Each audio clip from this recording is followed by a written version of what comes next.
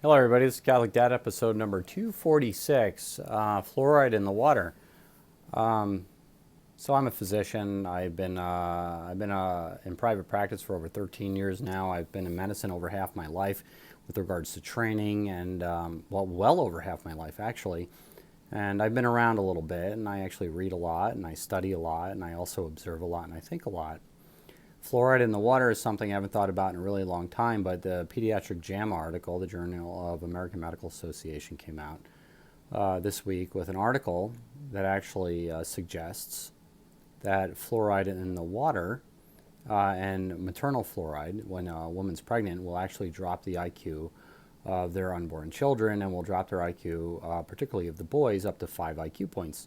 Which, if you know anything about the IQ scale, it has an average of the IQ scale has an average IQ of 100, and the standard deviations ranges between 15 to 24 or something like that. Maybe it's 10, I don't know, but 5 IQ points is probably a half or a quarter of a standard deviation, which is a really big deal. On average, you'll pull the entire mean down, and it will actually adversely affect an entire population.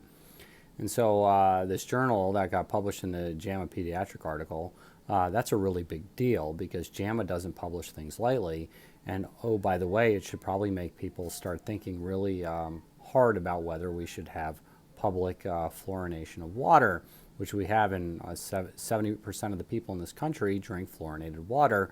And if it drops the IQ of your babies, who cares the heck about their teeth if their brains are degrading and under assault by fluoride ions, you know? And so here's the thing that actually makes me think. No, wait, this is what creates conspiracies, by the way. So I've been in medicine for a really long time, 20 plus years, and I've heard about this issue since I was in college. When I was really young in college, that fluoride in public drinking water drops the mental capacity of the people who drink it. And a lot of people said, oh, that's crazy, that's nuts. And there's been study after study after study that essentially suggests that it's probably true. Well, anyway, I looked it up today, and there's 60 articles out there, or 60 articles analyzing whether fluoride drops the IQ in human beings and when it's in drinking water. And it turns out that 53 of the 60 articles actually have lend some evidence and proof to IQ dropping in humans when they drink fluorinated water. And these are over the course of 20 plus years, which makes you wonder, why the heck does it take government so long to actually figure this stuff out? I mean, and here's the other thing is when humans figure things out on a whole, right? When people actually bet their money on it, or you hear it in society and you hear it around the block, you should start thinking about it, because once it reaches everyday conversation, maybe there's something to it. And the fluoride in the water supply has been not a hot button issue, but it certainly has been brought up time and time and time again. And the fact that there's 60 scientific articles analyzing it, and 53 of them are positive towards fluoride being bad for IQ, means that this has been thought about time and time and time again.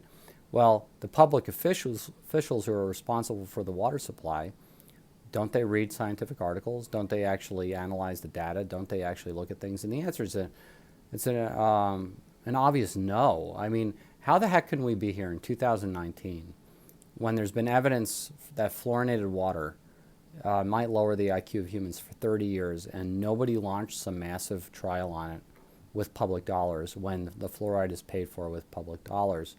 This is how conspiracy theories are drummed up. This is why people don't trust their government.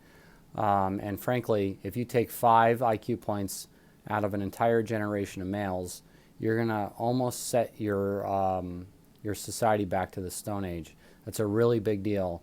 And so the great hope is that this is reversible. If you take the fluoride out, that perhaps the next generation will regain the IQ points, and that the males can actually recover the IQ points that they lost due to the fluoride. I don't know if that's true or not. You'll have to study it, right? You actually have to do the studies. But the people who set these public policies, and the people that are actually employed by government to try to decide these things, your interest is the public interest. It's for the common good. And you can't cover crap up because you've done something some way, and to recant on it would be really bad for government and would launch a lot of lawsuits.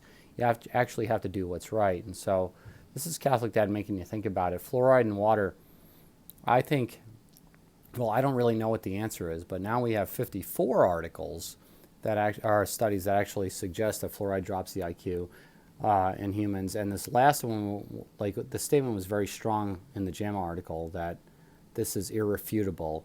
And now we have to relook at our public fluorination policy. And then maybe people will get more cavities, but I don't know. Do you want your kids with beautiful teeth, or do you want your kids with beautiful brains? Brains move the world, teeth don't. Teeth eventually fall out in most people, so I don't know. I really don't know what the answer is. So this is Catholic Dad making you think about it. Please like or subscribe, get the Mass, pray the Daily Rosary, and God bless you all.